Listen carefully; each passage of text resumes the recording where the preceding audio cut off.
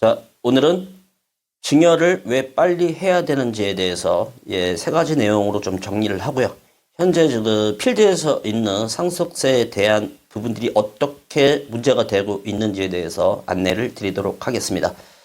일단 상속세 구조는 항상 그 누진세라는 거를 좀 염두를 해주셔야 되고요. 이 상속이라는 거는 유산세 방식이라 그래서 항상 그 피상속인에 대한 모든 재산에 대해서 이게 이제 과세가 되기 때문에 증여 부분에 비해서는 똑같은 세율이라고 하더라도 세금이 무조건 나올 수밖에 없는 구조입니다. 그래서 여러분들이 이 누진세를 방어하기 위해서는 뺄셈과 나눗셈을 잘 하시면 세금을 절세할 수 있고요.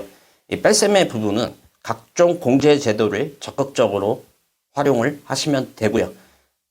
나눗셈 같은 경우는 이제 받는 사람을 항상 이렇게 쪼개서 미리미리 나누게 되면 무조건 상속세는 저는 줄 수 있다라고 봅니다.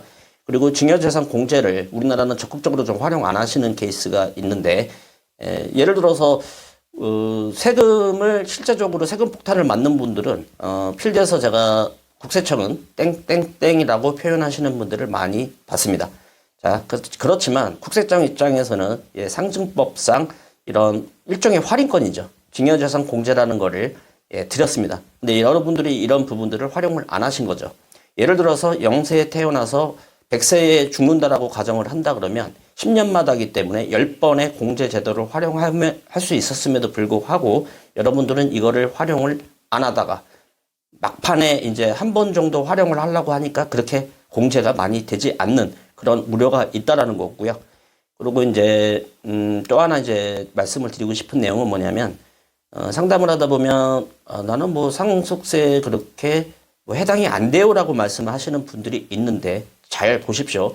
지금 사망하는 게 아니고 미래 시점에서 사망을 하신다 그러면 부동산을 포함해서 모든의 재산 가치는 우상향할 거라고 생각합니다.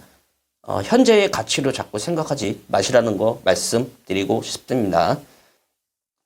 자, 국세청에서는 여러분들이 한나라로 스카우트 되실 때 마지막 관문에서 기다리고 있습니다. 네, 확실하게 기다리고 있고요. 여기서 우리나라의 이 상속세에 대한 무서움을 저는 좀 말씀을 드리고 싶은 게 뭐냐면 거의 대부분의 부동산 자산으로 쏠려 있기 때문에 이 부동산 가치 평가에 따라서 세금이 확연하게 줄어든다라는 거죠. 제가 얼마 전에 이제 상담한 고객분이 계신데 그분은 거의 마찬가지로 부동산 자산에 다 쏠려 있었는데 뭐 건물, 토지 등등. 근데 현금 자산이 거의 없었기 때문에 물납으로 할 수밖에 없는 상황까지 갔고요. 물납을 했을 때 국세청에서는 나머지 차액에 대해서는 절대 반환해 드리지 않습니다. 여러 가지로 이중적으로 여러분들이 그런 손해를 보는 그런 케이스가 되겠죠. 그리고 여기서 좀 하나 말씀드리고 또 싶은 부분은 뭐냐면 올 7월 달에 비거주형 부동산에 대해서는 이제 감정평가 사무 규정이 개정이 돼서 시행이 되고 있습니다.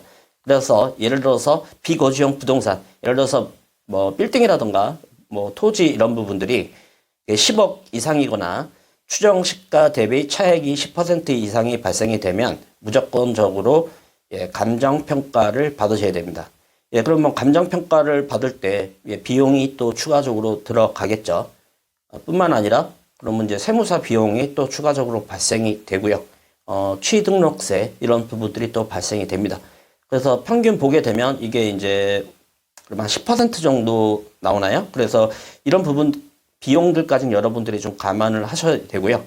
합리적인 상속세를 한번 준비하는 과정을 좀 말씀을 드리면 우리가 이제 재산별로 상속세를 평가하는 방법이 재산별로 다 틀리기 때문에 여러분들이 현재에 있는 재산의 어떤 그런 사이즈들을 한번 미래 가치를 대략적으로 예를 들어서 뭐 부동산 상승가를 뭐 2%로 예측을 한다거나 뭐 이런 형태로 해서 제가 여러 번 말씀드렸던 화폐 가치 TVM을 활용해서 현재 지금 세금이 얼마 정도 나올 수 있는지를 유추를 해서 그거를 일정 시점에서 구간별로 제가 봤을 때는 한번 계속적으로 한번 관리를 하신다 그러면 철저하게 저는 상속세를 절세할 수 있다라고 생각을 합니다.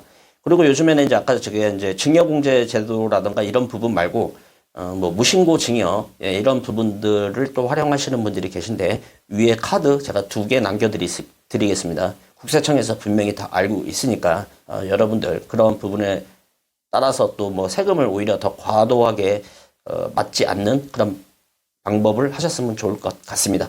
자, 오늘은 여기까지 말씀을 드리도록 하겠습니다. 구독, 좋아요, 소개 감사드립니다.